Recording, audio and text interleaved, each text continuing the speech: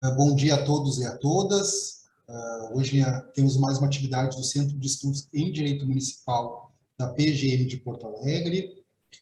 Essa atividade também faz parte das atividades acadêmicas do Programa de Residência Jurídica da PGM de Porto Alegre. Então, estão aqui, contamos com a presença dos nossos residentes, mas também aberto ao público, tendo em vista a importância dessa palestra com o professor Fábio Ulloa Coelho.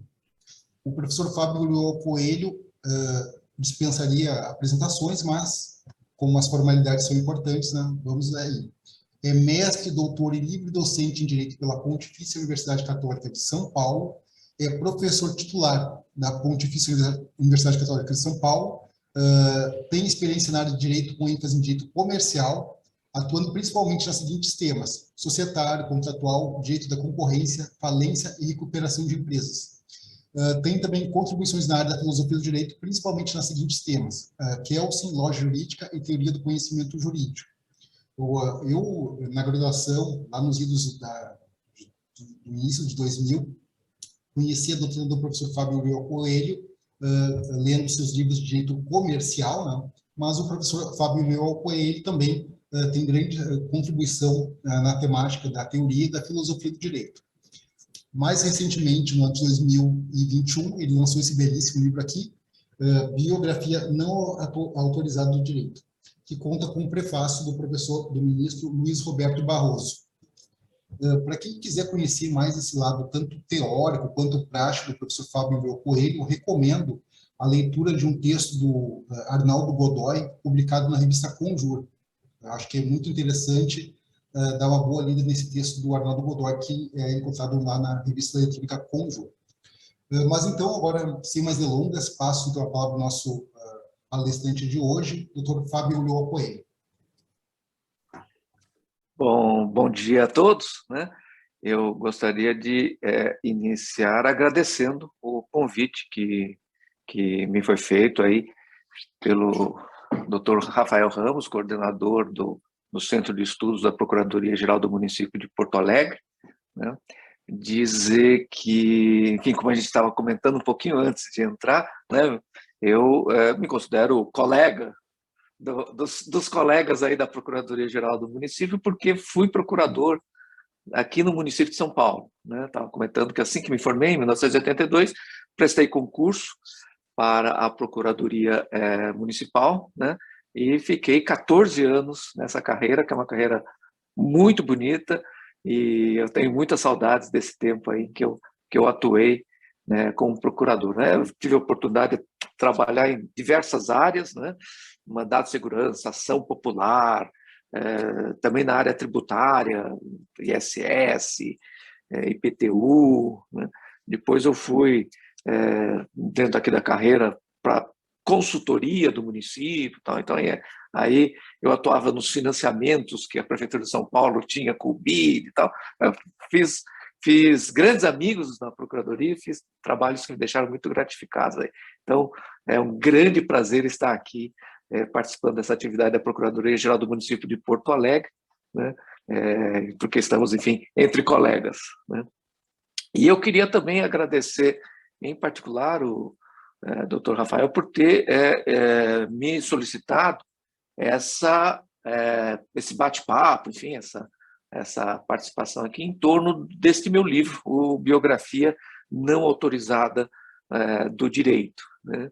Falar desta obra, né? E eu gostaria de começar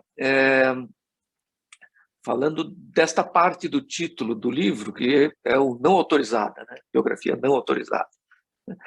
O que eu quis dizer com isso, né? O que essa parte aí transmite ou tenta denotar, né?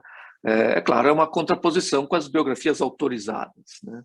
Quando alguém põe no título do livro biografia não autorizada, né, está sugerindo que o biografado, né, não está gostando muito do que foi colocado na biografia, né? Se ele tivesse gostado, se a biografia tivesse apresentado somente aspectos com os quais ele está muito confortável, o biografado teria autorizado a biografia. Então, todo mundo que coloca biografia não autorizada no título está sugerindo isso, né? Olha, aqui você vai encontrar coisas sobre o biografado que o biografado não gostaria de falar, não gostaria de ver aí tão difundido, tão divulgado, né? E para a gente, então, começar a entender o que eu estou propondo a respeito do direito e que eu acho que o próprio direito não gostaria de ver revelado, de ver difundido, né? Eu acho que um bom ponto de partida é a gente ver o que dizem as biografias autorizadas, né? Quais são as biografias autorizadas? São os livros de introdução ao estudo de direito, os livros de direito constitucional, né? Os livros de teoria geral do Estado, né? Essa literatura toda mostra basicamente o direito funcionando da seguinte forma, né? O Estado é um personagem indispensável para o direito, né? O Estado possui um órgão, um poder que estabelece normas gerais para organizar a sociedade. São normas gerais, abstratas, então não pode matar, não pode roubar, o devedor tem que pagar os credores, enfim. E um outro órgão desse mesmo Estado, um outro poder desse mesmo Estado, o juiz, aplica essas normas aos casos concretos, né?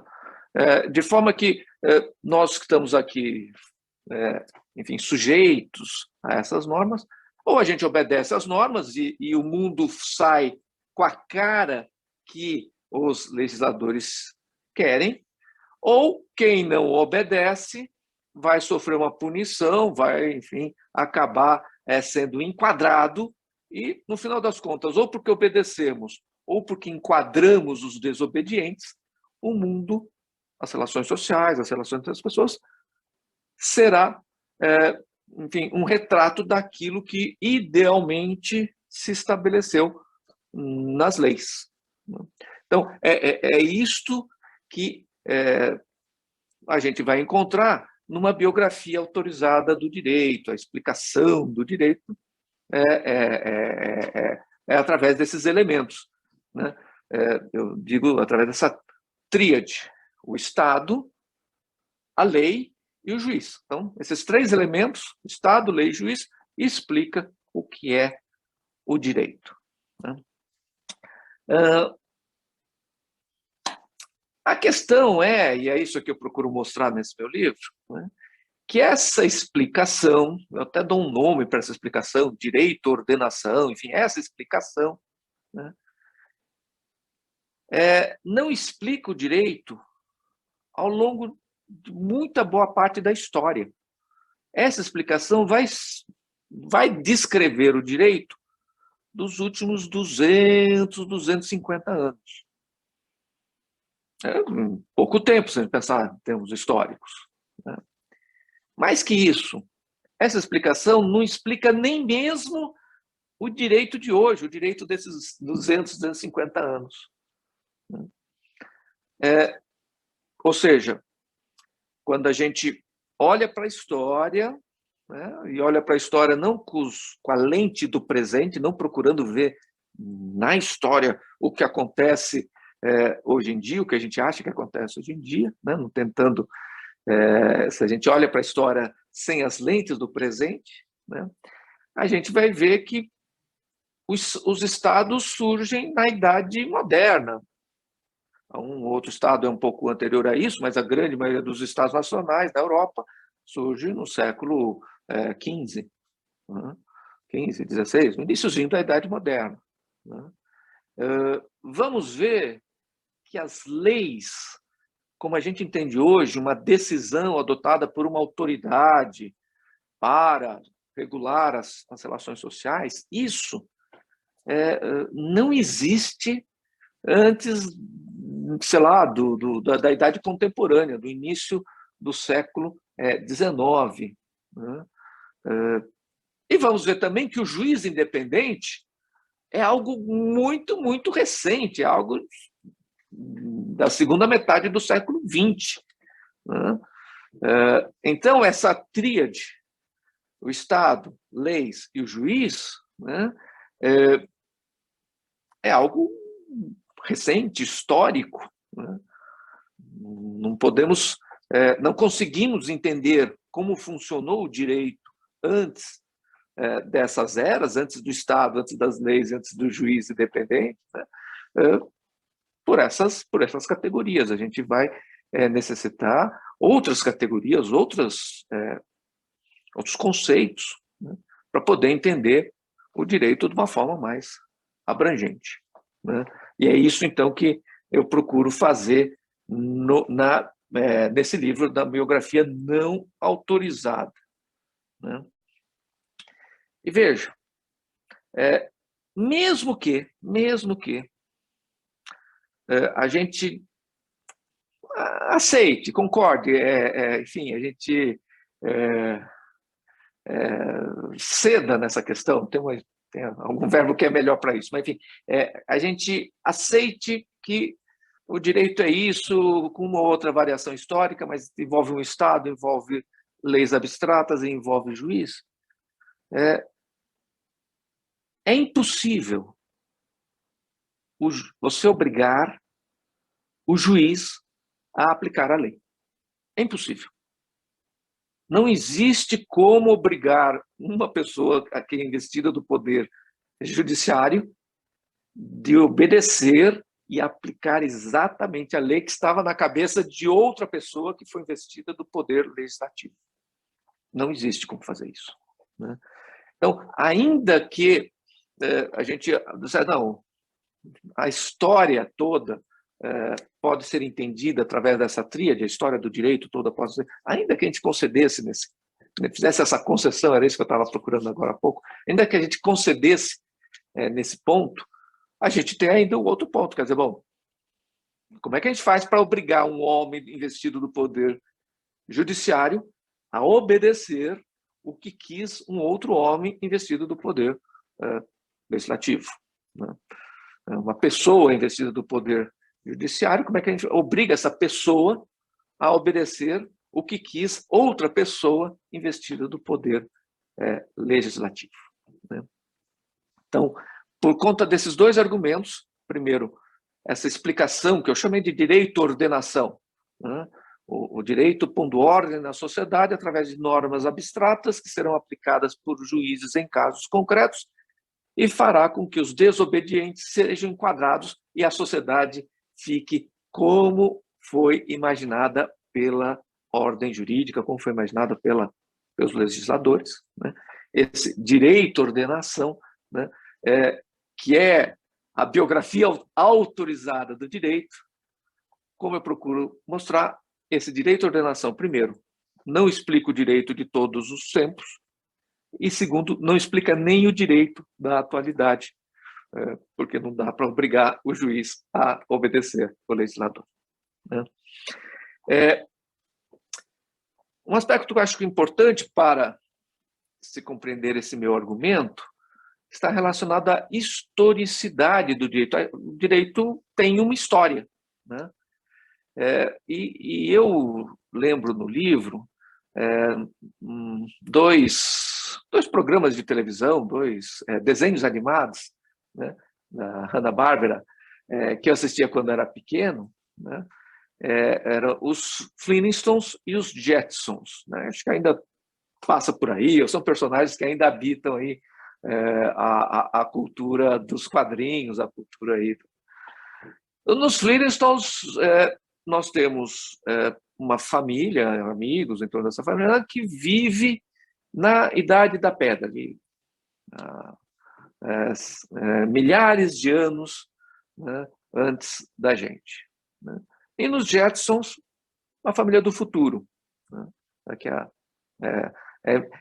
2060, né? Não é tão futuro, mas era em 1960 quando foi feito o filme. Eles imaginavam que ia demorar muitos, em 100 anos ia ser muito diferente, todos os carros seriam voadores, etc.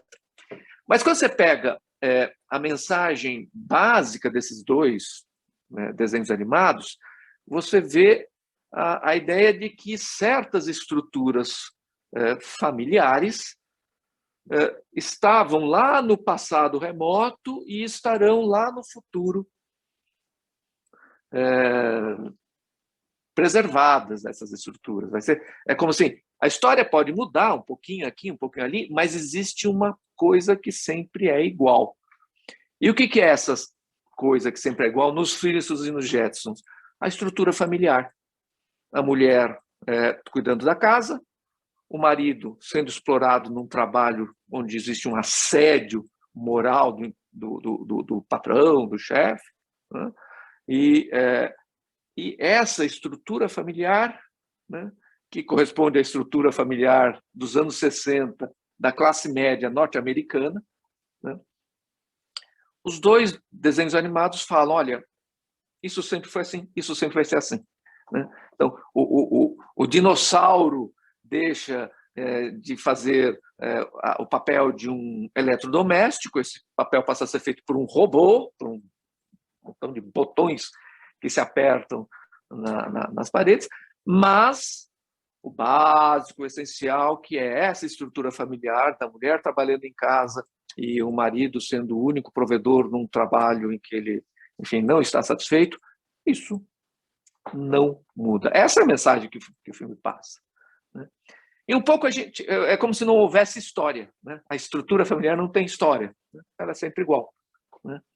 E quando a gente vai nas biografias autorizadas, a gente vai na forma como, por exemplo, o direito romano é invocado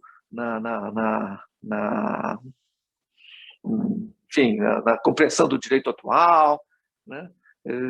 Nos livros de teoria geral do Estado, a gente vê a mesma coisa. A gente vê a ideia de que uma certa estrutura, que essa estrutura do direito à ordenação, sempre teria existido, portanto, sempre vai existir. Né? Então, olha lá o direito romano e vai dizer, não, já tinha o Senado. Né? Sim, já tinha o Senado, mas o Senado não era um órgão legiferante como nós encontramos hoje. Né? Era o grupo dos aristocratas, das principais famílias que tinham, enfim, donas de terra e escravos lá em Roma, né?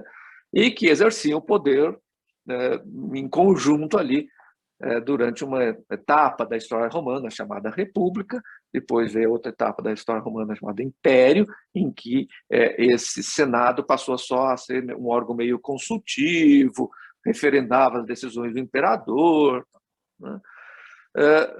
Fala, não, e tinha o comício era o órgão das pessoas com alguma importância econômica ali, vamos chamar uma certa classe média e tal, e que não era aristocrata. Né? E eles se reuniam num espaço público, por isso eram chamados de comício, né? E durante a República, então vocês vão encontrar assim, tá vendo? O comício era um órgão legiferante também. Não era um órgão legiferante. Tanto o Senado quanto o comício, pouquíssimas vezes adotavam normas abstratas. Na maioria das vezes eram decisões muito concretas. Vamos fazer essa guerra, não vamos fazer essa guerra. Vai ser pago tal tributo para fulano, vão delegar para Beltrano o poder de organizar um exército. São coisas concretas, né? Não são normas abstratas. Né? A gente olha no direito romano também, a gente vai ver que não tem juiz. A função de administrar os conflitos que aparecem é uma das muitas funções do administrador da cidade, da região. Então, o pretor, né? O pretor é aquele que vai à frente. Era um misto de general, né? Porque ele, enfim, conquistava cidades para o Império Romano, era um misto de general, de prefeito, uma vez conquistar a cidade, ele que vai administrar ali as questões da coletividade da cidade ali. Então, vamos trazer água, como é que vai ser a organização daqui do espaço, etc. E também de juiz, né? Ele vai administrar os conflitos de interesses que vão surgir. Aqui, num determinado momento em que o direito romano adota uma divisão aqui de tarefas, o pretor, né, estabelece todo ano, diz, olha, eu vou aceitar este ano conflitos que dizem respeito a isso. E alguém que se enquadrava num desses conflitos, era o édito do pretor, ia lá e fazia a sua queixa, e aí o pretor, vendo que aquela queixa estava na lista das axios, né, das ações que ele admitiria naquele ano, o pretor nomeava uma outra pessoa para decidir. Né? Ninguém queria ser essa outra pessoa, porque era dor de cabeça. Você ia ter que resolver um conflito entre dois outros cidadãos. Vocês ia com certeza arrumar um amigo e um inimigo, ou no mesmo momento um inimigo. Né? Mas, enfim, dessa figura do juiz, funcionário público, funcionário do Estado, independente, não temos no direito romano. Mais que isso, né? Quando a gente olha o passado, respeitando que existe uma história, ou seja, que o direito muda, né? Olha o passado sem tentar entuchar lá no direito romano, né? Um Estado, as leis positivadas e os juízes, sem tentar de alguma forma encontrar isso ali, né? A gente vai ver coisas bem diferentes, né, do que a gente entende como direito. Né? O próprio conceito de direito a gente precisa buscar um outro, né? Porque se a gente for ver agora o conceito de direito hoje nas biografias autorizadas, né, o conceito de direito é ordem, ordenamento jurídico, direito é norma jurídica. Né? Alguns vão dizer, não, é norma jurídica, influenciada por fatores externos, morais, etc. Mas outros vão dizer, não, é só a ordem jurídica pura, mas o conceito de direito é ordenamento, é por ordem na sociedade através de leis. Constituição, leis, decretos, enfim, de normas jurídicas. Né? O conceito jurídico, o conceito de direito que a gente vai encontrar é esse. O direito é o ordenamento jurídico. O direito são as normas, são as constituições. Né? O que conhece um profissional da área? O que conhece um advogado, um juiz? Leis, normas jurídicas, Constituição, etc. Né? Essa definição de que o direito é ordem, é uma ordenação, é um ordenamento, é um pôr ordem na sociedade, né? É uma coisa muito recente. Se a gente fosse nos reportarmos lá para a época da Roma clássica, enfim, Roma arcaica, do direito romano, né? Ninguém estava pondo ordem na sociedade através de normas abstratas que um aparelho de Estado ia aplicar, e estava apenas resolvendo conflitos que apareciam entre as pessoas. Né? E resolvendo de acordo com um padrão, né, que quem quer negar a história vai dizer de acordo com uma lei, mas não tem lei, ninguém editou esse padrão. De acordo com um padrão que reproduz o que sempre vinha sendo adotado para solucionar conflitos de interesse. Então, fulano não pagou, fulano é devedor e não pagou o credor, né? Então o pretor vai lá nomear um árbitro, o árbitro no final vai resolver, não, realmente ele tem que pagar, né? Não porque tem uma lei dizendo que os devedores têm que pagar os credores, mas é porque é assim que vinha sendo resolvidos os conflitos desde sempre. Né? Então, a gente vai encontrar um padrão de solução de conflitos de interesses, né, que é repetido, que é adotado, por isso que é padrão, né, sob o pretexto de que sempre se fez assim. Se sempre se fez assim, vamos continuar fazendo do mesmo modo. Né? Essa forma de legitimar a solução dos conflitos de interesse, enfim, eles têm que ser resolvidos desse jeito, porque sempre se resolveram os conflitos desse jeito, nós vamos chamar assim de tradição. É a legitimidade, a legitimação, melhor dizendo, a legitimação pela tradição. Então, esse conflito vai ser resolvido da forma X, porque sempre se resolveu da forma X. Nós vamos depois melhorar um pouco esse conceito, mas o que eu estou querendo dizer, para a gente entender o direito em toda a sua trajetória histórica, né, a gente precisa de um conceito diferente do conceito com o qual a gente está acostumado, né, que é o conceito de ordenamento, de ordem, de norma, de lei, de constituição. E que conceito é esse? É o conceito do sistema socialmente organizado para a solução dos conflitos de interesse.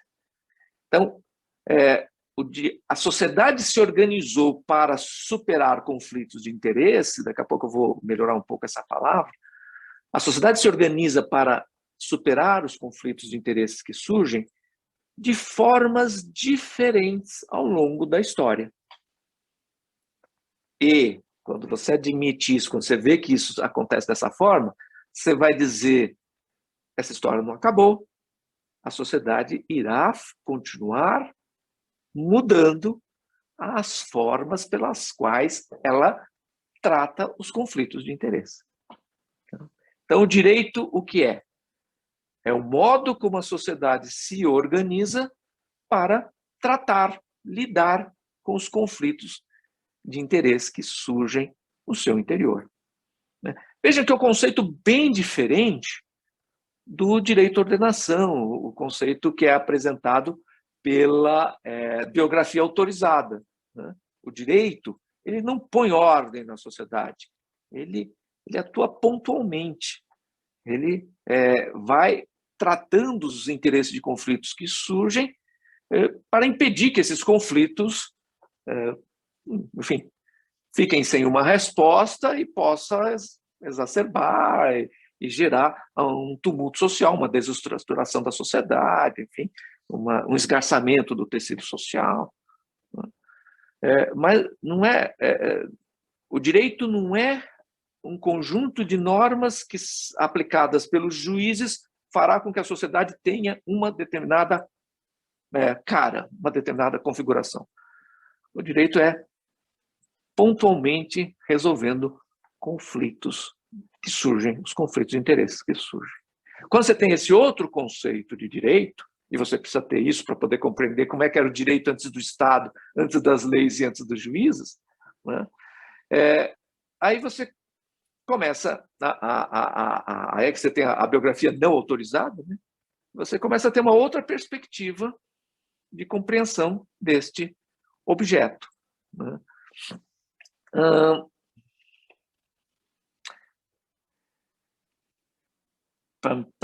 É isso. Vamos, assentados essas ideias, né? Assentadas essas ideias, vamos pensar um pouco essa trajetória mais ampliada ainda, né? E aqui bem no iniciozinho do livro, eu coloco o seguinte conceito: onde há vida, há escassez. Onde há vida, há escassez. E aqui nós estamos falando de vida não necessariamente só dos Homo sapiens, né, mas de vida numa abordagem, num conceito mais amplo que envolve as árvores, os animais de tudo quanto é classificação, né? Porque a vida se alimenta da vida, né? Então, o leão vai comer a girafa, não tem. Ele pode ficar com dó da girafa, achar um horror, tal, mas se você não fica com dó da girafa, você vai ficar com dó do leão. O leão só vai sobreviver comendo a girafa. E quando uma espécie encontra ao seu redor, né, uma fartura, né, um pequeno grupo de leões encontra uma manada de girafa. O que acontece é que essa espécie vai ter condições de reproduzir os seus indivíduos em número maior do que se não tivesse essa fartura em volta. Mas essa espécie vai reproduzir os seus indivíduos até o limite em que a fartura acaba e volta a ter a escassez. É um pouco o que a gente está fazendo com o planeta, né? Nós estamos acabando com o planeta, se é que já não acabamos, né? Porque encontramos condições favoráveis de multiplicar os nossos indivíduos da espécie dos Homo sapiens, né? E até esgotar tudo, porque qualquer ser vivo faz isso também, né? Ele vai multiplicando os seus indivíduos até chegar à escassez, né? Então, onde há vida, há escassez. E onde há escassez, há conflito, né? Os indivíduos da mesma espécie, ou as espécies entre si, ficam disputando os mesmos bens de sobrevivência, né? Então, vamos pensar, os seres humanos, lá o Homo sapiens, logo depois que ele baixou das árvores, já não vive mais, não é um ser, uma espécie que habita a parte de cima das árvores, ele foi para o chão e se tornou bípede, né? Ele é um caçador-coletor. Tem uma estrutura em que ainda tem um líder ali, o mais forte, né? Que vai comer a caça antes dos outros, né? Que vai ter, na hora enfim, que o bando é atacado porque ele é o mais forte, ele vai conseguir fugir antes dos outros, né? Quando a gente olha a forma pela qual a maioria dos seres vivos resolve os conflitos que surgem, o conflito entre o leão e a girafa, né? A gente vai observar um padrão, que é o padrão que a gente pode chamar de lei do mais forte. O mais forte resolve o seu problema às custas da vida do mais fraco, né? O leão caça a girafa, né? O leão alfa ali do bando vai ser o primeiro a saciar sua fome, depois vem os outros leões, as leoas, os filhotes, tal. Enfim, é a lei do mais forte que prevalece, né? Pois bem, num determinado momento, o Homo sapiens passou a adotar um padrão diferente da lei do mais forte. Passou a adotar um padrão em que a vontade do mais forte, a lei do mais forte, nem sempre prevalecia. Veja, isso aconteceu, isso não é assim, tive uma ideia, vamos fazer assim. Não teve esse momento. Isto aconteceu como estratégia evolutiva da espécie, para se adaptar mais ao meio ambiente, aos desafios do meio ambiente. Ou seja, da mesma forma que o homem, um dia aconteceu do homem descer das árvores, da mesma forma que aconteceu de um dia o Homo sapiens, né, ficar bípede, aconteceu também do Homo sapiens, num determinado momento da sua trajetória evolutiva, com uma estratégia evolutiva própria, passou a tratar os conflitos de interesses que surgiam dentro dos agrupamentos por um padrão diferente do padrão da girafa, do padrão do leão, do padrão das árvores. Ou seja, a lei do mais forte nem sempre era aplicada. Ainda hoje é aplicada a lei do mais forte, né? Se eu for lá, enfim, estou andando na rua falando do meu celular aqui em São Paulo, não sei se Porto Alegre tem esse mesmo tipo. Se você pega o celular na rua, ele será roubado. Vai passar um fulano de bicicleta e vai levar o seu celular, né? É claro que você pode pegar e falar, opa, vou na delegacia de polícia, vou tentar ver, fazer um boletim de ocorrência, não quero. Todos nós sabemos que pode ser uma grande perda de tempo tudo isso, né? E eu, portanto, enfim, o mais forte me pegou o celular e nesse conflito prevaleceu não o padrão civilizatório, né? Prevaleceu o padrão pré-civilizatório, padrão que a gente identifica nos outros seres vivos. Então, ainda existem conflitos, são resolvidos pela lei do mais forte, mas outros tantos conflitos não são mais resolvidos pela lei do mais forte, são resolvidos por padrões diferentes. Então, lá atrás, Estamos agora, sei lá, vamos para Babilônia, século XVIII, antes da Era Comum, né? 18 séculos antes do nascimento de Jesus, né? Nesse momento, né, começa a se colocar por escrito esse padrão, né? As estelas de Hammurabi, né, foi chamado de Código de Hammurabi, não era código coisa nenhuma, né? É o século XIX que chamou aquilo de Código de Hammurabi, né? As estelas de Hammurabi, ou seja, aquelas pedras onde estavam inscritas o que a gente chama de normas jurídicas, né? Vamos usar a palavra padrão, né? Os padrões, era apenas um registro do padrão. Não era entendido como assim, olha, eu sou o soberano, eu posso dizer como é que a sociedade tem que ser, e eu vou então editar normas jurídicas. Esta lei, nesse sentido, é algo muito recente. Então, o fato de estar escrito o padrão, né, está escrita a lei, não significa que ela foi positivada. Ao contrário, quando a gente vai para a história da antiguidade, né, quando a gente vai para os povos da antiguidade, né, o que nós vamos encontrar é muito mais aquilo que hoje a gente chama de consolidação. A norma já existe e vamos colocar vamos registrar num único instrumento, né?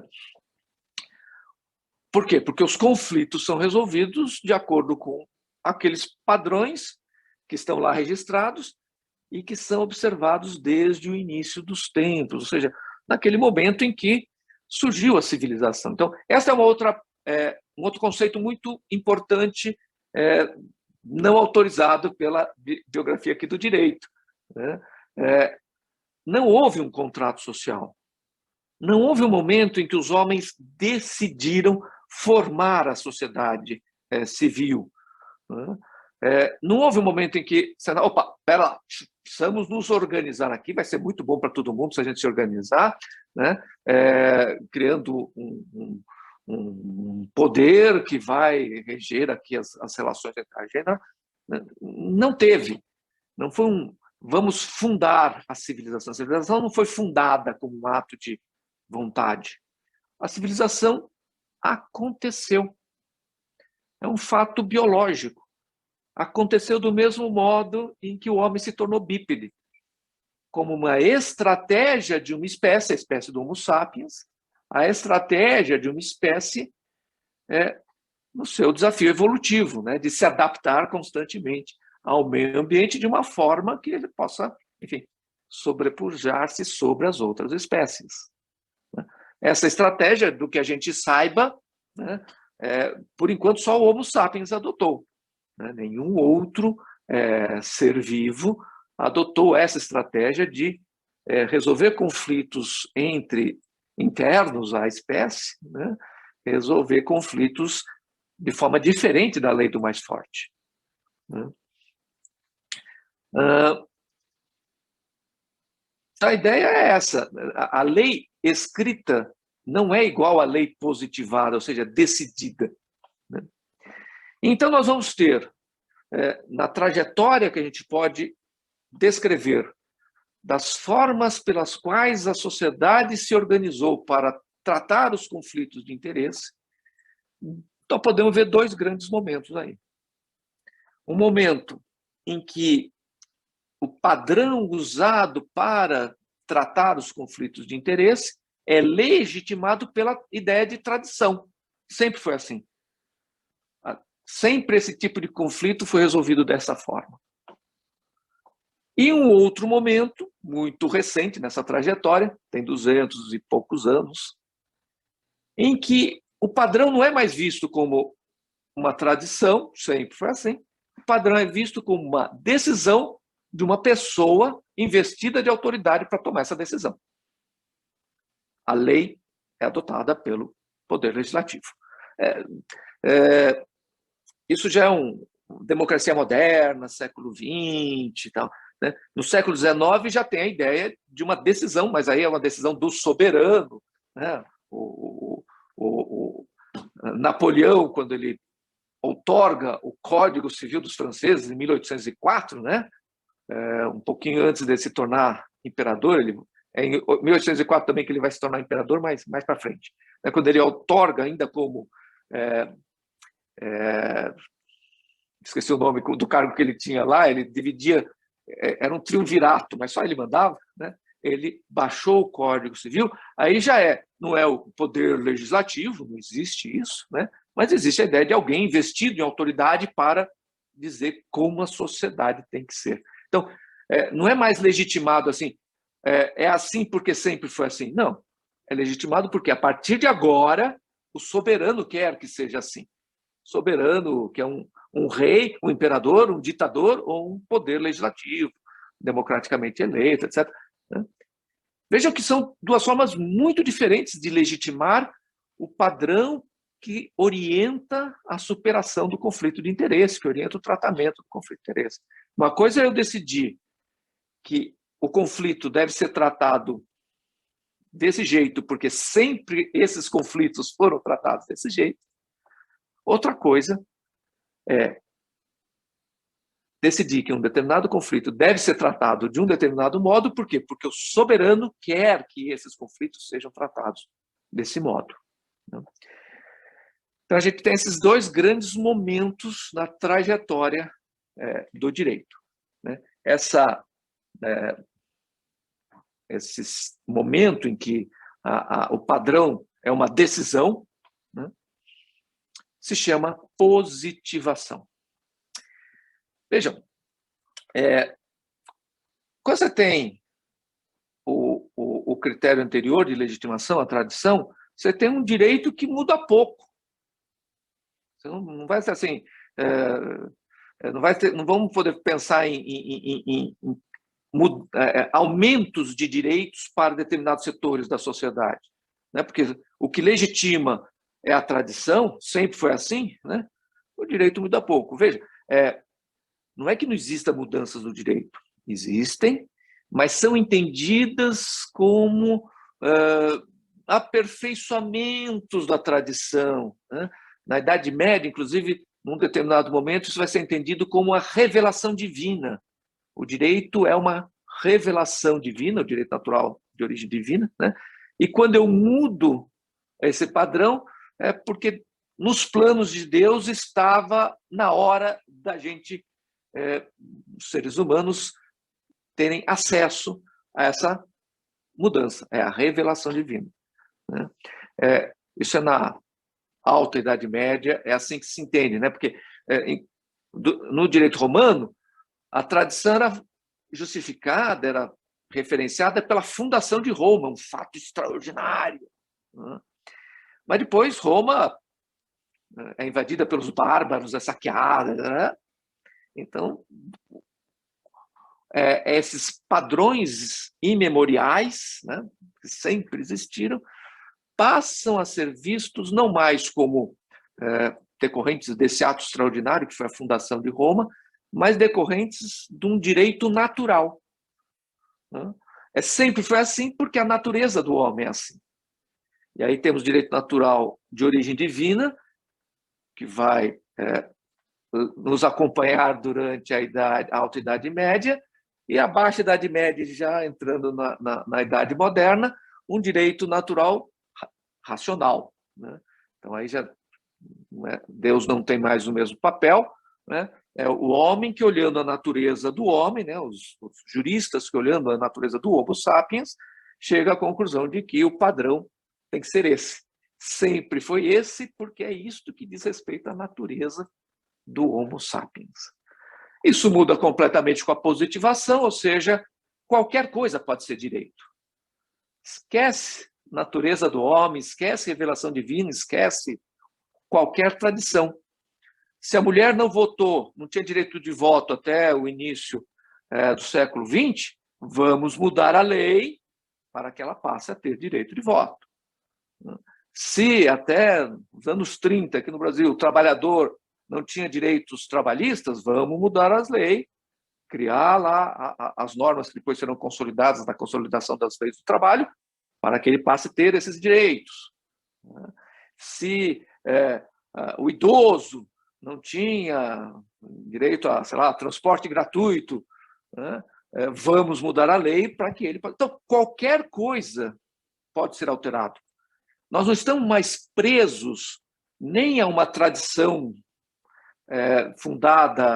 iniciada com a fundação de Roma, não estamos mais presos por um direito divino, não estamos mais presos pela natureza do Homo sapiens. O soberano pode tudo. A decisão do soberano, você sempre pensa assim, o soberano é o constituinte. Né? O constituinte pode tudo. Né? Pode começar do zero uma nova estrutura do Estado, os legisladores podem conceder direitos. Né? Então,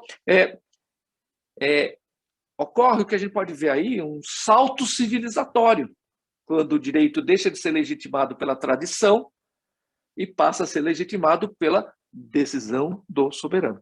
É claro que também nós temos aí retrocessos nisso. Então, quando um soberano é um ditador, um Mussolini, um Hitler, enfim, a ditadura militar aqui brasileira, né, também pode tudo. Né? Também pode suprimir direitos, né? Não há uma trava do direito natural aí para segurar as decisões no plano da legitimação pela positivação. Né?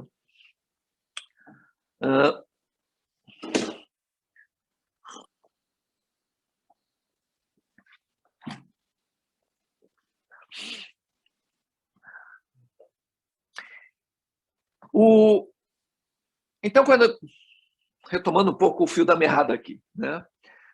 A biografia não autorizada parte de um outro conceito de direito. Direito não é ordenamento jurídico, direito é como a sociedade se organiza para resolver os conflitos que aparecem dentro dela, parte desse conceito diferente, mais amplo, né? E vai observar, então, que a forma pela qual a sociedade se organiza para superar os conflitos por um padrão diferente da lei do mais forte, é uma forma que tem uma história, ou seja, vai mudando. Né? E se tem uma história que nos trouxe até aqui, essa história não terminou. Essa história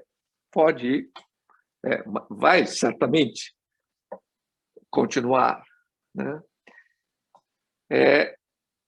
A gente olha, então, para essa história, essas mudanças, a gente vai dizer o modo pelo qual a gente entende o direito, legislador legislando, juiz aplicando essa lei que o legislador estabeleceu, né? Essa abordagem, direito, ordenação, o nome que eu dou para isso, né? Não explica o direito em toda a sua trajetória. Se esta teoria explica alguma coisa, explica o direito desde o início da idade contemporânea, 200 e poucos anos, né? Ou seja, desde a positivação. Né? Esse é o primeiro argumento da biografia não autorizada. E o segundo argumento nem esses 200 anos a gente entende direito se a gente ficar com o conceito de que o direito é ordenação da sociedade. É o estabelecimento de normas abstratas por um poder do Estado, que outro poder do Estado vai aplicar e enquadrar os desobedientes. Né? Por quê? Porque é impossível obrigar a pessoa do juiz a obedecer a pessoa do legislador. Aí é que vem, então, talvez o mais discutível aqui na questão da não autorização da biografia. Né? O direito vai criar o que eu chamei de salvaguardas, né, para tentar convencer a gente de que é possível isso, de que é possível estabelecer um jeito, né, que o juiz seja obrigado a aplicar a lei editada pelo legislador. Não pode desobedecer. E que salvaguardas são essas? São 5. A primeira salvaguarda é uma ideia assim de a lei tem força. A própria lei, por si, ela tem uma força, que é a ideia de vigência, enfim, que faz com que o juiz não possa fugir dela. Então, na biografia não autorizada, eu vou discutir essa questão, se a lei tem força ou não tem força. E para essa discussão, eu trago como exemplo a questão, a introdução no direito brasileiro do casamento entre pessoas do mesmo sexo, que se deu através, todos sabem a história, enfim, mas se não sabem, a gente pode depois trazer mais alguns dados, se deu por uma decisão do Poder Judiciário. Se a gente vai pesquisar a norma que o Poder Judiciário estava aplicando nessa hora, é uma norma da Constituição, né, a gente não vai encontrar nos anais da Assembleia Nacional Constituinte absolutamente nada do que foi falado 20 anos depois na decisão do Supremo Tribunal Federal sobre o mesmo preceito. Ou seja, o que estava na cabeça dos constituintes quando eles estabeleceram, estou falando do artigo 226, parágrafo 2º da Constituição Federal, quando eles estabeleceram essa norma, eles tinham na cabeça algo completamente diferente do que os ministros do Supremo Tribunal Federal tinham na cabeça quando, em 2015, pode ser que a data não seja exatamente essa, mas quando foi decidido que cabia que a lei não poderia discriminar a união estável de pessoas de sexos diferentes e a união estável de pessoas do mesmo sexo, né? Essa é uma decisão um pouco anterior. 2015 é quando o Conselho Nacional de Justiça toma uma outra decisão, né? Acho que é 2012, enfim. Quando a gente compara o que estava na cabeça do Constituinte e o que estava na cabeça dos ministros, eram coisas completamente diferentes. Ou seja, a norma não é a decisão de quem tem autoridade. A norma é uma coisa um pouco diferente. A norma é aquilo que está na cabeça de algumas pessoas hoje. Se eu convenço essas pessoas de que a norma X diz Y, a norma X passa a dizer Y. Essa é a primeira salvaguarda, a força da lei. Eu tento mostrar que a lei não tem força. A segunda salvaguarda, a salvaguarda da ciência. O conhecimento jurídico é uma ciência. Então, o juiz ele conhece cientificamente a ordem jurídica e assim como o físico não pode sair da lei da gravidade de Newton, o juiz não pode sair, tem que aplicar a lei, porque ele é uma ciência, é científico, né? Aí eu mostro também que o direito não é ciência, o nosso conhecimento não é científico. Discutindo o que é ciência, mostrando que o que a gente faz não tem nada a ver com o que é definido como ciência, né? E aí um pouco entra também a inveja que as ciências humanas ainda nutre, pelo rigor das ciências naturais. Então, o tempo todo, as ciências humanas, sociologia, psicologia, está querendo fazer algo tão rigoroso e certo e passível de antecipação, como faz a física, a biologia, a química, né? Então, mostro que não existe essa salvaguarda. A terceira salvaguarda é a lógica. Não, quando o juiz aplica a lei, ele está fazendo um raciocínio lógico.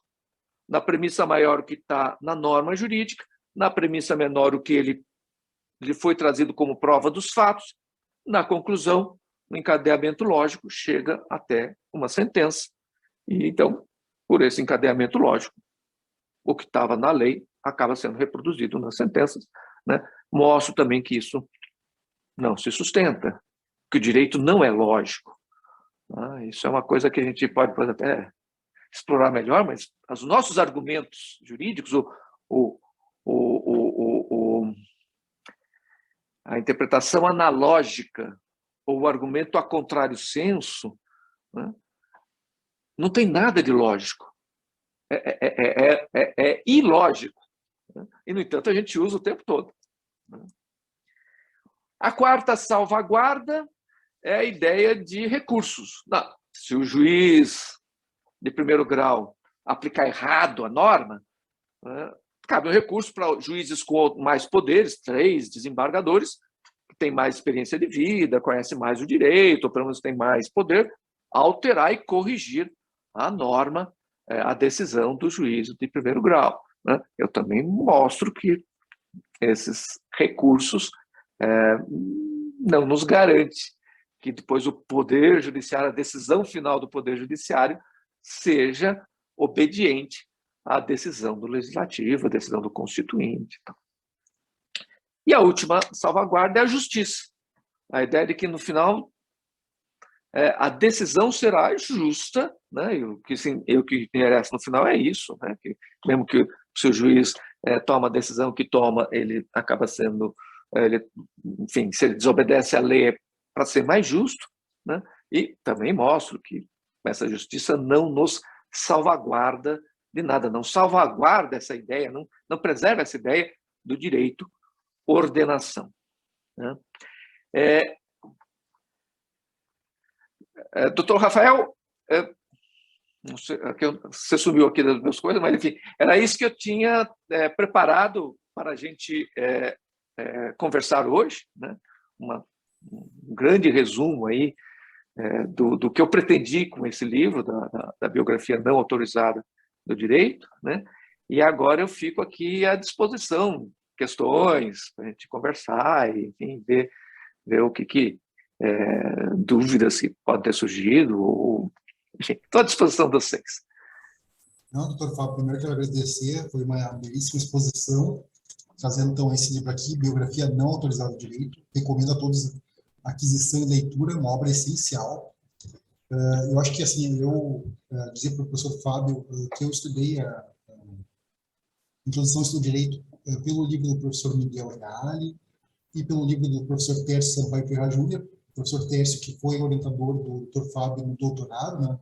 Esse aqui eu acho que é uma obra muito importante, como uma obra, digamos, complementar, até porque essa obra aqui traz exemplos muito atuais, principalmente da jurisprudência do STF, alguns debates muito importantes, como esse que o Dr. Fábio trouxe sobre a questão da união entre pessoas do mesmo sexo. Mas, doutor Fábio, antes de passar para os residentes, que eu vejo que eles são ansiosos para fazer perguntas, eu queria só falar sobre um autor, que o senhor também já escreveu um livro, que é o Kelsen. Kelsen, eu acho que é um dos autores mais falados na graduação em Direito, mas um dos menos lidos, né? Pouquíssimas pessoas já leram algum livro do Kelsen. Eu mesmo só fui ler Kelsen, né, no mestrado. Eu queria por Direito, eu tinha uma disciplina, nós fomos ler página a página o Teoria Pura do Direito. Eu queria, se o senhor pudesse também falar um pouquinho sobre Kelsen, né, que é um autor tão falado, mas muito pouco lido, né? Já que o senhor tem uma obra, como é que é o nome do livro? Para Entender Kelsen. Então, Rafael,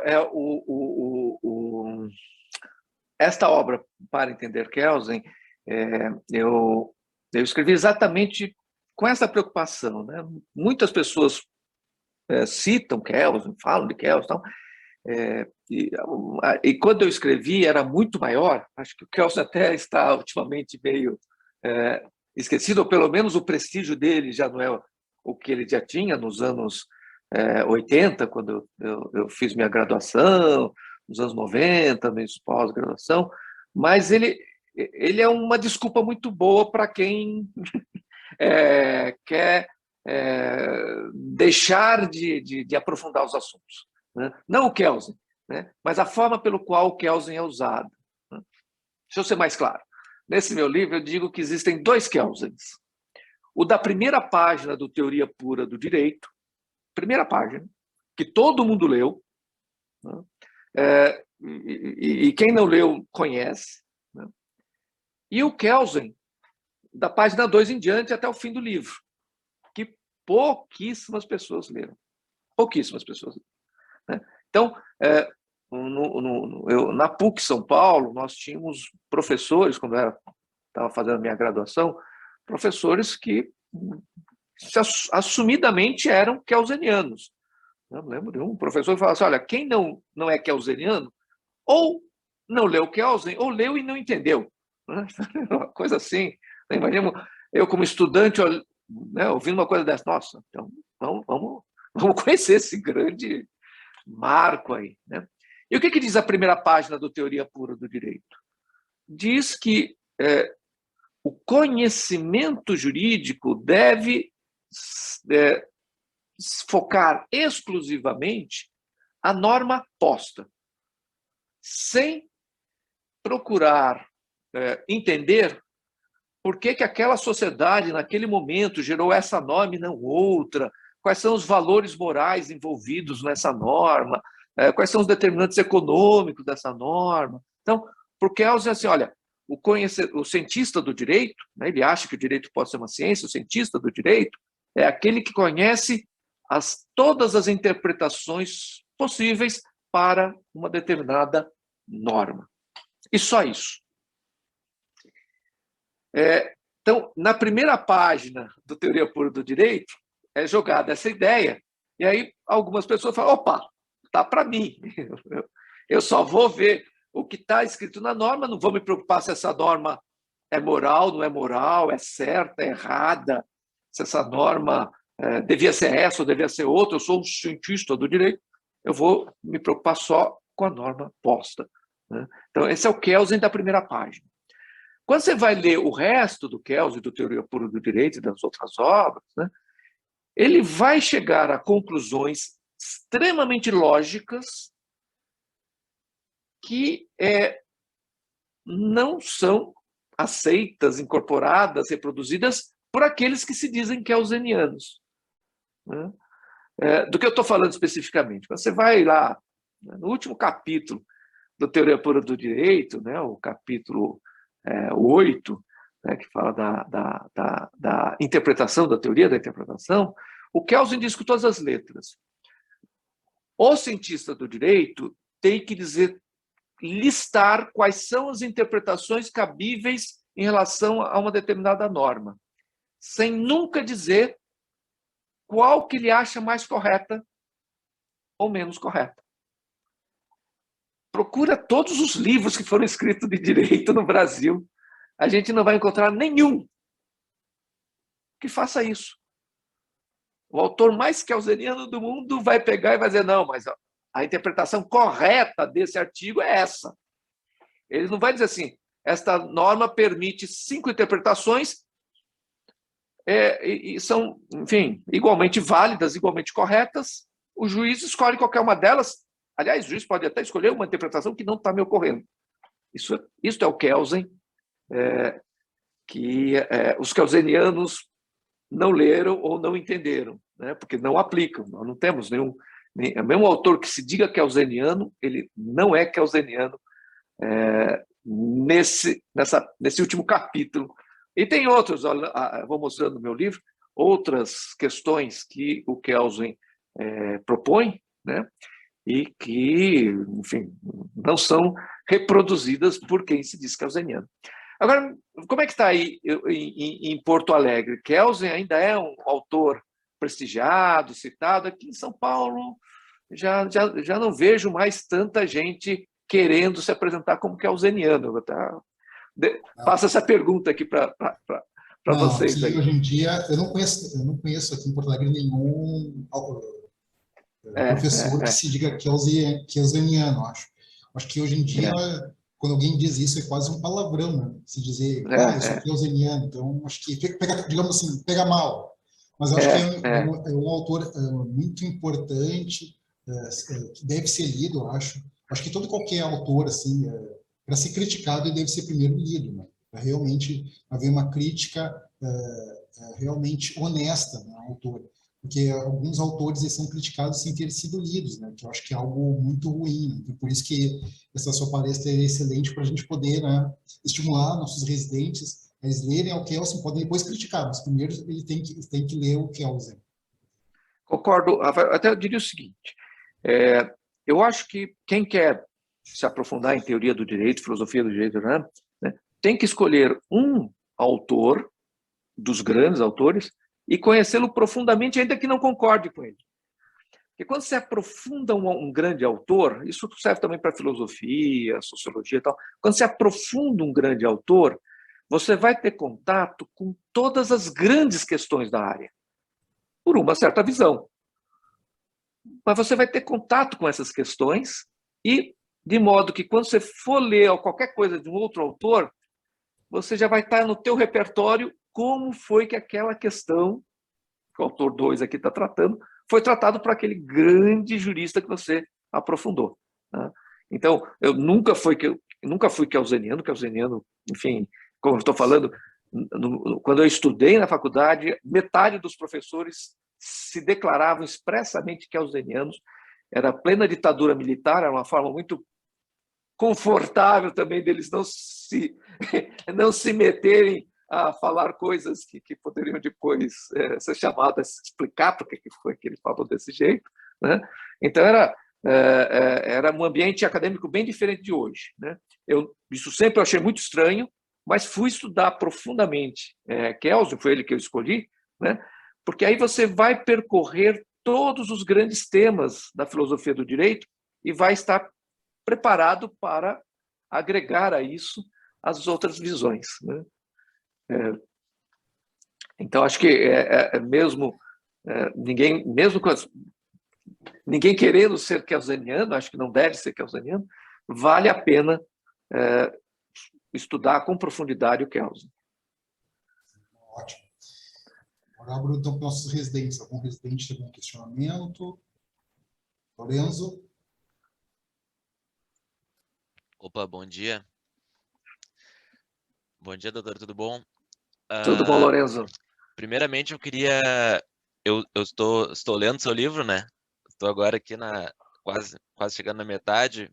Nesse final de semana, eu acho que eu li um quarto dele já, ou um terço, porque ele realmente é muito bom. Eu, primeiramente, queria elogiar o seu livro, porque ele é um livro raro, assim, de se encontrar hoje em dia, porque eu sempre digo, assim, quando eu converso com as pessoas sobre livros e tal, que a dificuldade mesmo de fazer um livro genial, assim, de fazer uma coisa assim que foge da curva, é explicar algo que realmente é complexo, realmente é difícil, como é o direito e como é fazer uma crítica ao direito, uma crítica arrojada ao direito, de uma linguagem simples, mas que não seja rasa. E isso o senhor faz muito, muito, muito, muito bem. Tanto na estruturação do texto, na forma que os parágrafos são feitos, na forma com que o livro é dividido, que então todos os subcapítulos têm cerca de 20 a 30 páginas, então nessa simetria tudo é muito bem feito e poucas pessoas fazem isso, acho que no mundo, acho que a gente pode citar Steve Hawking faz muito bem isso aí na astrofísica, o Nassim Taleb faz isso aí muito bem na gestão dos riscos, o Luiz Roberto Barroso, hoje em dia, explicando nesse novo livro do Sem Data Vênia dele, ele explica muito bem o direito para um cenário mais leigo. Então, eu queria elogiar muito o senhor, porque é um livro assim que quando a gente pega para ler, assim, é um livro que não dá vontade de parar de ler. E é isso que eu estou sentindo hoje em dia, isso é muito bom. Mas, claro, como um livro arrojado que ele é, né, ele nos traz muitas inquietudes, né?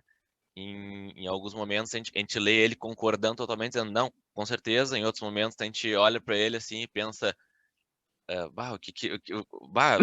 talvez tudo que eu pensei até agora, talvez eu tenha que rever isso. Eu vou parar para pensar e tu fica o dia inteiro assim andando de um lado para o outro e pensando, é mesmo, né? Talvez isso faça sentido, talvez. E rever o modo. E isso é o mais legal de a gente aprender, né? Porque senão, se a gente lê uma coisa que a gente só concorda, a leitura acaba virando um monólogo, né? Um monólogo nosso para nós mesmos. É um reforço de ego, né? E quando a gente pega um livro que tem coisas inquietantes, isso nos instiga a ser melhor, né? Dar um passo adiante, talvez. Eu acho que isso é muito bom. Mas, pois bem, quando eu estava lendo nesse final de semana, né, o seu livro, me veio algumas coisas na cabeça, assim. Principalmente do que eu estava lendo, talvez no ano passado, retrasado, que tem até a ver com Kelsen também, que é esse livro aqui, ó, Da Estrutura à Função, do Norberto Bobbio. Uhum. Esse livro, ele fala sobre diversos aspectos e tal, mas um dos aspectos que ele fala um dos assuntos centrais do livro é que o direito, da antemão do que previa Kelsen, que eu também fui uma das pessoas que li Kelsen, mas eu li faz uns 3 anos, então acho que eu tenho que reler também, né? Porque é sempre bom a gente revisitar depois que a gente amadurece, talvez. Que o direito é uma estrutura, né? Ele é uma forma de ordenamento social. E na verdade, o que o Bobbio fala é que não, que ele tem, na verdade, uma função. O direito, ele de alguma forma, ele serve para dar uma direção. A gente sai de um estado ordenador para um estado direcionador.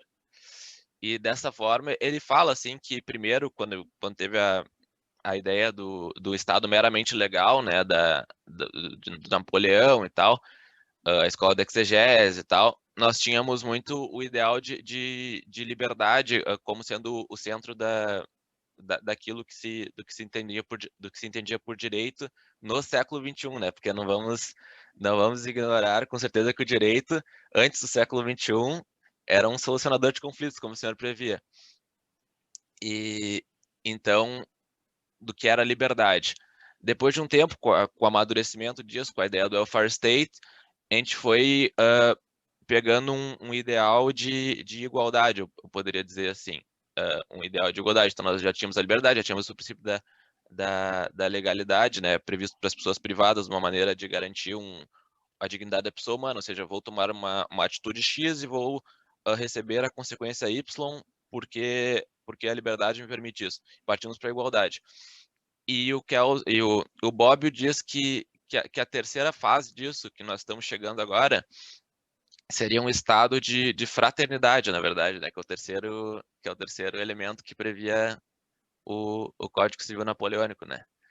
Então, a gente chega num espaço de prestações positivas, né? Principalmente no direito ambiental, por exemplo, onde não se quer mais proibir, por exemplo, que uma pessoa...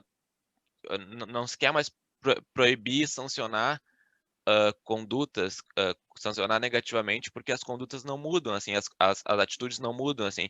E o senhor até fala no livro, né, que o direito, na verdade, ele é o que as pessoas estão fazendo, né? Ele é o que as pessoas fazem, que elas estão fazendo, e as mudanças que acontecem, né? O direito só veicula essas mudanças. Então, ao meu entender, pelo menos nesse primeiro 1/4 de livro. E eu penso que o direito também, de certa forma, hoje em dia, ele está caminhando para ser um indutor do que as coisas devem ser. E, por exemplo, quando tu traz uma política promocional no direito, por exemplo, se você não poluir tanto, se você poluir menos que X, você vai receber um incentivo econômico Y. Ou se você fizer tal coisa, você vai ganhar isso. Ou seja, um direito não focado na sanção, mas na promoção de condutas boas, direito indutor, um indutor de mercado, um indutor um indutor social, um indutor político. E eu queria que a minha pergunta vai diretamente nesse ponto. O senhor acha que esse seria o nosso próximo, o nosso próximo, o nosso próximo, Etapa aí, estágio.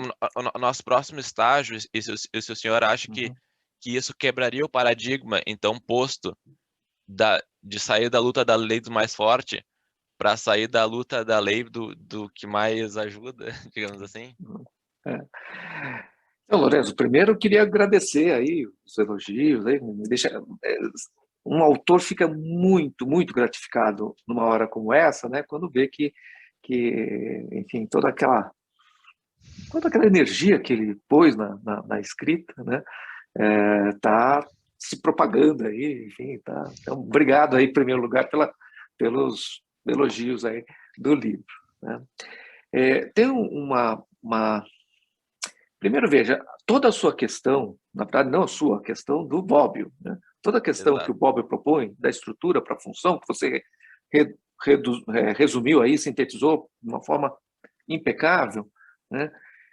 Ainda está falando de um direito à ordenação. Ainda está acreditando que a gente põe ordem na sociedade através do direito. Que a gente vai estabelecer umas normas gerais e que vão conseguir ordenar a sociedade por esse meio. E o que eu estou discutindo é exatamente que nós não temos essa condição, né? Eu não falei na minha apresentação, né? Mas você tem no livro, quando se fala da ciência, né?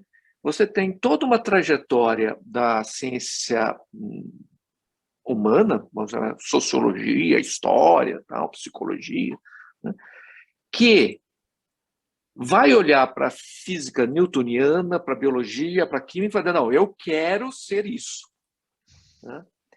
E com que objetivo? Por ordem na sociedade, né? Então, aí você tem, eu cito dois cientistas humanos, né?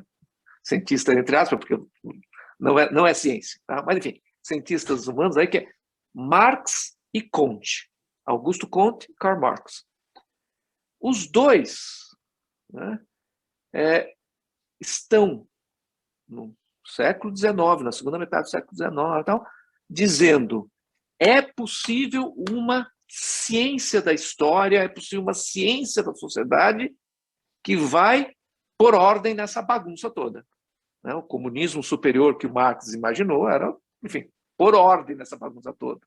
Augusto Comte também tinha lá, enfim, as 3 etapas que ele identificava em todas as ciências, e ele falava, a ciência da humanidade já está na 3ª etapa, já vai ser tão científica, rigorosa como é a física, a química, né? Ou seja, e aí vem o século XX, né? E a gente percebe que a gente não pode tudo. A gente não pode tudo nem nas ciências físicas. A gente não consegue pôr ordem na sociedade. A gente não pode dizer, vamos pensar aqui, vamos nós aqui, imaginar o que seria a sociedade batuta, justa, correta, vamos estabelecer isso em forma de normas, quem não obedecer, um juiz vai lá e vai botar na cadeia. O resultado não vai ser a sociedade batuta, justa, né, que nós imaginamos, né? Então, quando você vem assim, a função do direito é mais promocional do que sancionadora, não muda muito do que a gente está falando. É o mesmo ideal do século XIX de organizar racionalmente a sociedade. Só que, em vez de eu chicotear, eu vou chicotear menos e vou dar umas cenourinhas aqui, né? Não funciona. Isto está além da nossa capacidade. A gente não pode pôr ordem na sociedade. A sociedade sempre vai ser um pouco bagunçadinha e a gente o que pode fazer é apagar esse incêndio, apagar aquele outro, resolver esse conflito, né? E é por isso que questões fundamentalmente iguais, conflitos fundamentalmente iguais, resolvem de forma diferente na sociedade. Porque não é para pôr ordem na sociedade, é para resolver conflitos, né? Tá claro? Então, eu diria, o próximo estágio nosso não é o direito ser mais promocional do que sancionador, como Bobbio, há 50, 60 anos, imaginou, né? O próximo estágio vai ser continuar resolvendo os nossos conflitos aqui e ali, né? Pondo os band-aidzinhos que precisa para irmos prosseguir aqui, enfim, a vida da gente, né? Agora... Muito obrigado pela resposta, doutor. Eu que agradeço aí a questão, Maria. Pois não. Oi, bom dia. Eu vou tentar organizar aqui as minhas anotações, porque, diferente do colega, eu ainda não me debrucei na obra do professor. Então, conforme eu falo, eu fui anotando um monte de coisa que veio surgindo assim na cabeça. E uma das coisas que me veio é justamente aquela ideia de que existe uma ordem que é imaginada, né? Essa ideia de que tem certas coisas que sempre foram e sempre vão ser, mas, na verdade, a gente que cria essas coisas, esses sistemas, esses ordenamentos, e a gente vem sempre tentando justificar, seja pela, é natural, é científico, é justo, né? A gente vai criando justificativas para esses ordenamentos que a gente cria. Mas, na verdade, tudo seria imaginado, né? Nada, não teria nada posto de maneira anterior, né? Mas, então, daí eu venho pensando assim, atualmente a gente muito se fala na questão da tecnologia, que tudo vem mudando muito rápido, mais rápido do que vinha antes, e daí tem esse embate, né, entre a gente numa sociedade em que tudo se transforma muito rápido e ainda esses discursos de que não, tem certas coisas que sempre foram assim e sempre vão ser, e eu vou tentar organizar aqui porque são mais devaneios mesmo, mas e eu acho que já a pergunta a questão do Lorenzo e a fala do professor já adiantou um pouquinho o que eu estava me questionando aqui, que é, eu não sei, eu posso estar equivocada, mas ultimamente eu tenho percebido, pelo menos talvez na minha bolha, né, que a gente vive muito em bolhas nas redes sociais, mas me parece que tem vindo uma coisa meio, eu não sei, uma espécie de apatia, de descrença com esses ordenamentos, já seja ordenamento jurídico, ordenamento econômico, ordenamento social, que na verdade não são dissociados, né? Eles são, enfim, eles evoluem juntos. E daí a minha pergunta era justamente assim, ninguém tem bola de cristal, né? Mas e eu acho que o professor já meio que deu uma ideia, assim, mas a gente teve momentos de grandes transformações na história, e na história recente também, em termos de ordenamento político, econômico, e eu fico me perguntando, será que essa apatia, essa descrença, não, a gente não vai passar, talvez, por um novo momento de grande transformação nesse jeito de pensar o ordenamento, não só como o colega falou, na questão de, vai ser uma coisa mais direcionadora, um direito assim, sabe, mas na própria forma de pensar e de ordenar que a gente tem já posta, né, hoje em dia, e que talvez, às vezes, a gente não consegue imaginar uma outra estrutura, mas, enfim, não sei, é mais assim, é muita coisa que veio na cabeça e, enfim, acho que, não sei se me fiz entender a minha Sim, questão. Lara, né? Sim, Lara, Isso. eu acho que você tocou num ponto muito importante, né? Que é assim um pouco, nós estamos falando de trajetórias, de história, né?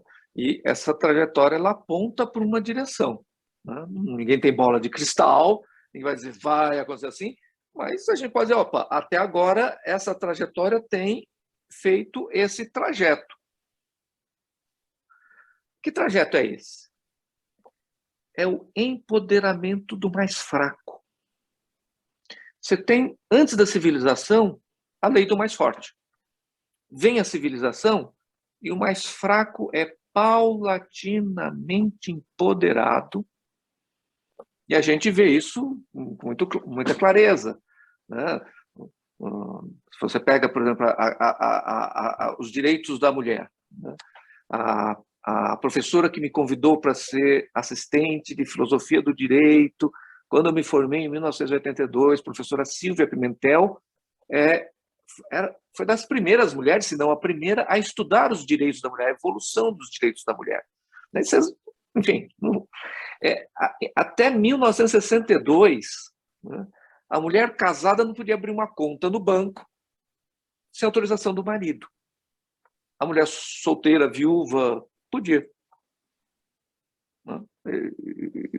Isso é 62, não é 60 anos atrás, né? O direito da mulher votar também vai lá, anos 30, né? Década de 30. Não é assim, o Brasil é o direito atrasado. Você olha no mundo todo, né? Ainda hoje, você olha, por exemplo, em certos lugares na Nigéria, né? Só para citar um exemplo, né? Isso existem juristas nigerianas trabalhando nisso, levantando isso, problematizando isso, né? Mas a viúva ainda apesar da lei, a viúva ainda não fica com os bens. Se ela não tem um filho já adulto que a proteja, ela não fica com os bens. Os parentes do morto, do marido morto aí, se apropriam. Né? Veja, a gente vai para outros lugares do mundo também, a gente vai encontrar uma situação da mulher ainda lutando por seus direitos, tanto que a ONU tem muitas ações nesse sentido. Né?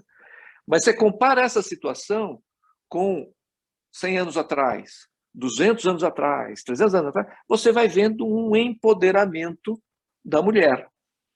Né? A mesma coisa, por exemplo, com a minoria, as minorias pela trava das orientações sexuais. Né? Você pega, era crime uma relação sexual entre dois homens há 100 anos atrás. Ainda é em alguns lugares do mundo.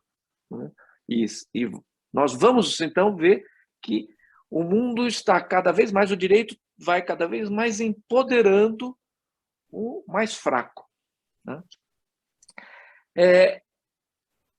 E quando você examina esses últimos momentos de empoderamento do mais fraco, né,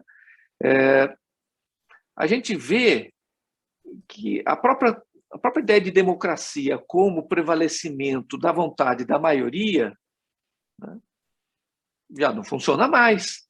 Né? Não é assim, a vontade da maioria e a minoria se ferra. Né? Não, a democracia moderna contemporânea, madura, existem diversos nomes para isso, né?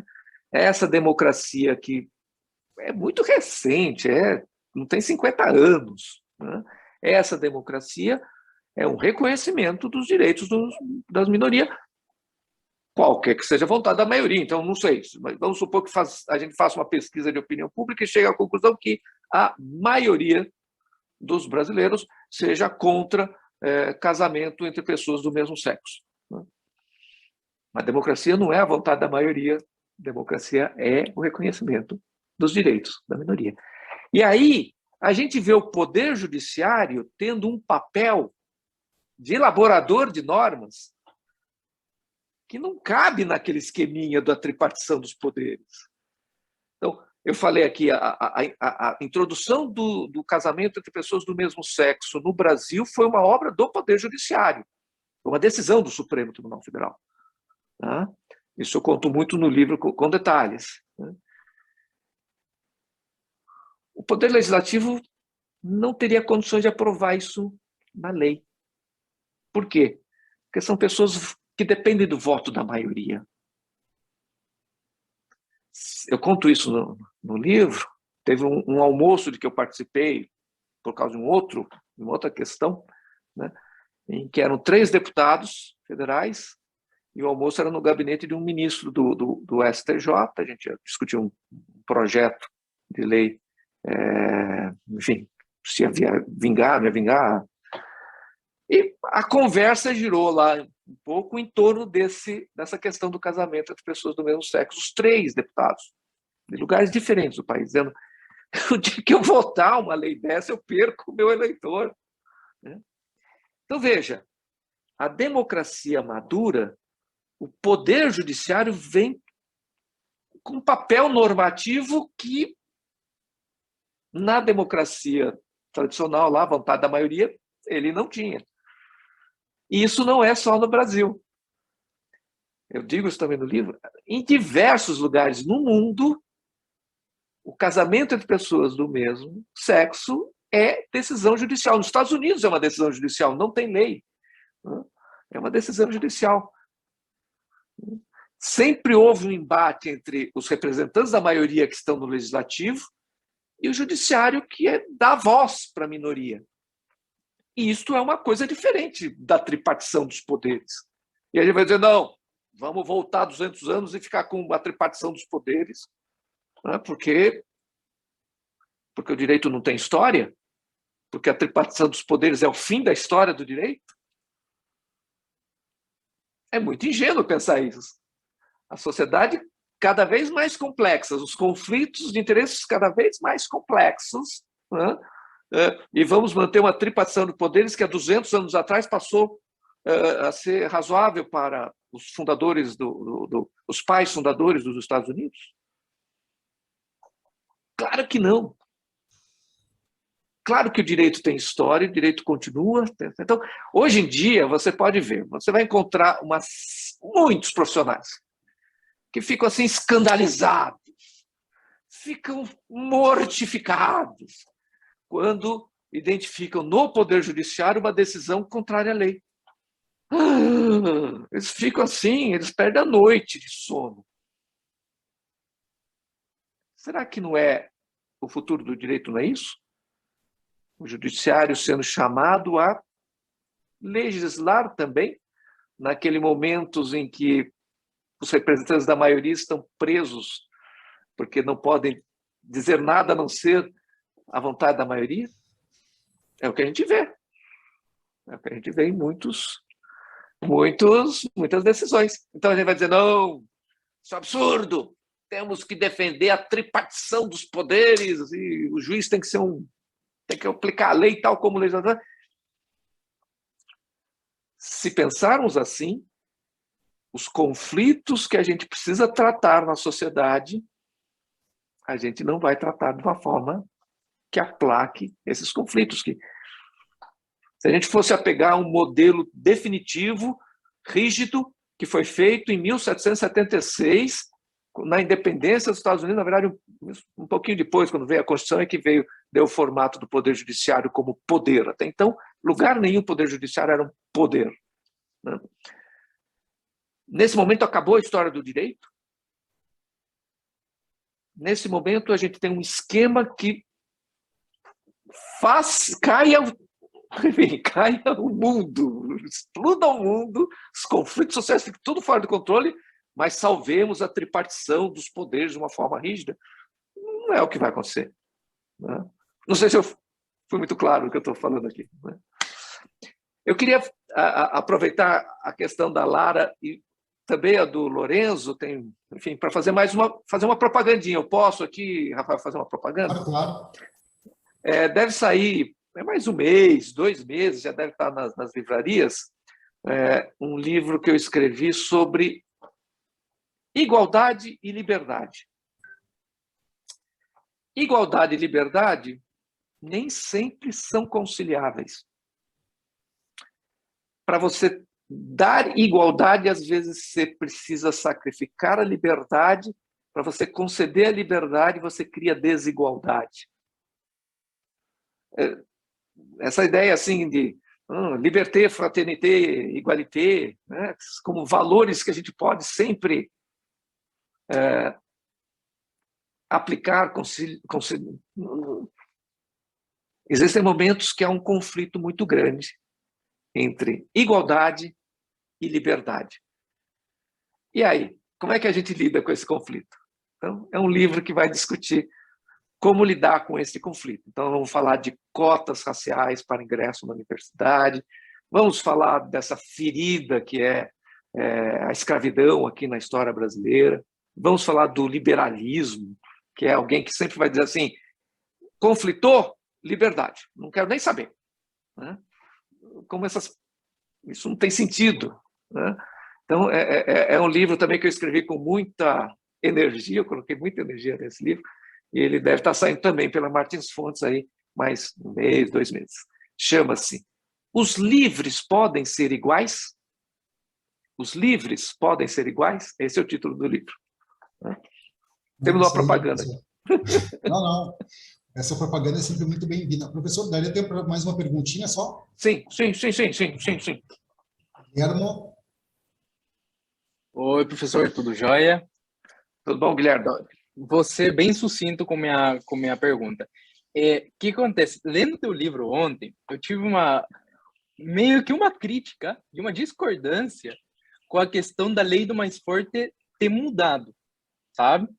Por quê? Porque eu considerei assim, deixa eu ver se o senhor não está equivocado.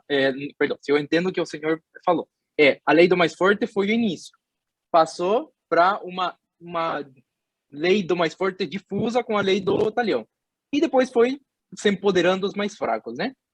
O que eu digo, e o que eu pensei, inclusive vendo as formigas que você relata sobre esse exemplo, das formigas, é muito engraçado esse exemplo, que eu fui até procurar no YouTube depois sobre formigas, muito legal de ver. como elas matam e, e brigam entre as colônias, que será mesmo que a lei do mais forte deixou de existir? Para mim, o que eu quero falar é o direito é sinônimo de lei do mais forte. Essa é a minha crítica à teoria do Senhor. Por quê? Porque da lei do mais forte, nasce o direito na minha concepção. Por quê? Porque a lei de Talião apenas surgiu e foi escrita por quem? Pelo imperador, rei da época, né? Ele que estabeleceu as normas de conduta da época, né? Hoje em dia, e por que eu quero trazer essa questão específica? Porque hoje em dia, você fala do direito internacional, ele não se rege pela solução de conflitos atual, se rege pela lei do mais forte. E a gente está vendo isso hoje em dia com a Rússia e os Estados Unidos brigando por quem é mais forte. Que agora veio a aliança da Rússia com a China, tá? Um negócio tá equiparando as potências. Então, a minha pergunta é: será mesmo que a lei do mais forte parou de existir? Essa é a minha crítica na tese do senhor. Então, Guilherme, eu diria o seguinte: se você pensa o direito é ordem, o direito é ordenamento jurídico, o direito é norma, Hammurabi, quando baixou a norma, ele era o poderoso, portanto, esse direito reflete o direito dele poderoso, ok, a gente pode dizer que a lei é do mais forte, porque o soberano é o mais forte, o poder legislativo é o mais forte. Mas eu ponho em questão este conceito de direito. Direito não é ordem, direito não é ordenamento, direito não é ordenação, é solução de conflitos de interesses. E quando você olha como os conflitos de interesses são solucionados ao longo dessa trajetória, você vai ver que cada vez mais a lei do mais forte fica lá para trás. Ela ainda existem conflitos na sociedade que são resolvidos pela lei do mais forte? Claro, você tem até o exemplo do fulano que me rouba o celular aqui, né? E eu falo, nem vou na delegacia que não vou perder meu tempo. Vou me preocupar mais em bloquear o celular e comprar um novo do que ir lá perder meu tempo lá. Então, você não tem uma coisa assim tão estanque, né? Mas você olha os conflitos, como os conflitos de interesse são resolvidos, né? E você vai ver um progressivo empoderamento do mais fraco. Direitos das minorias sexuais, né? De acordo com a orientação sexual. Desculpa, eu queria atacar bem esse ponto, na verdade, que esse empoderamento dos mais fracos não significa que eles agora são os mais fortes? Quem que dá essa legitimidade de impor aquela... Isso que eu não ficou claro na minha leitura da tese. Como aquele mais fraco consegue impor essa vontade, se não através da força? De uma força, um conceito de força que não tão primitivo como o da antigamente, mas força, nesse sentido, sabe? Entendi. Uhum. Eu digo novamente que você está abordando o assunto apegado ao conceito de direito à ordenação. Então, o Estado que tem essa força, né? E agora ele vai usar essa força em favor de uma minoria, né? Mas é o Estado, né? Você ainda está apegado à biografia autorizada do direito. Enfim, pode apegar, não sei, né? Mas isso não tem lógica no mundo da biografia não autorizada, né? Que o direito não é essa ordenação da sociedade, o direito é solução de conflitos, né? Então, sei lá, o movimento Me Too, né? Quanto tempo abusos sexuais, abusos morais de patrões ou empresários masculinos tóxicos aconteceram, e isso era apagado, era abafado, era não sei o quê. Vem o movimento Me Too, este conflito já começa a ter um outro tratamento pela sociedade. Vamos a 100 anos atrás, né? Uma funcionária, uma mulher empregada, assediada pelo patrão, se ela conta para o marido mata o fulano, e aí o marido vai para a cadeia. Se ela fala não sei o que, ela que fica, mas que roupa você estava usando. Era uma forma em que prevalecia a lei do mais forte. Isso está mudando? Eu acho que está mudando. Estamos em processo de mudança. Aí você vê que os conflitos, a ordem jurídica pode até ser a mesma. Sempre nós vamos encontrar na lei a mesma lei proibindo, sei lá, assédio sexual, a gente vai encontrar há um bom tempinho isso na lei. Mas é aplicado? Não era, até que veio o Me Too, e aí as coisas começam a mudar. Essa trajetória de empoderamento do mais fraco na solução dos conflitos de interesse, esquece o ordenamento, esquece a tentativa de pôr ordem na sociedade. Isso é que eu acho que é a trajetória que descreve essa biografia não autorizada do direito, descreve o direito como direito vem vindo, quando você pensa direito como um modo da sociedade lidar com os conflitos de interesse. Muito obrigado. Fábio, muito obrigado pela resposta, muito obrigado, Guilherme, também pela pergunta. Queria, então, para não passar muito do momento, agradecer mais uma vez ao professor Fábio, recomendar mais uma vez a leitura desse livro, recomendar a leitura também do próximo livro do professor Fábio. As portas aqui da PGM estão abertas, se o professor Fábio quiser depois também comparecer aqui para apresentar esse novo livro, aí será uma grande honra para a PGM Porto Alegre. O professor Fábio, como eu já disse, ele é autor de inúmeras obras, seja no campo do direito comercial, do direito civil. Eu vi que agora saiu recentemente um livro do professor Fábio sobre direito civil, que antigamente acho que era em 7 volumes, agora é volume único, também isso, 5 volumes, agora é volume único. Também recomendo muito a obra, então fica mais uma vez o meu agradecimento aqui aos presentes, aos residentes e ao público em geral. Professor Fábio, muito obrigado então pela sua presença. Então. Eu que agradeço. Foi uma manhã aqui muito gostosa, de troca de ideias, e fico à disposição, e se você achar que tem sentido, vamos fazer algo igual aí com os livros podem ser iguais? Com certeza, estou à disposição, e mais uma vez, muito obrigado pelo convite. Nós que agradecemos. Então, muito obrigado, pessoal, uma boa tarde, até a próxima.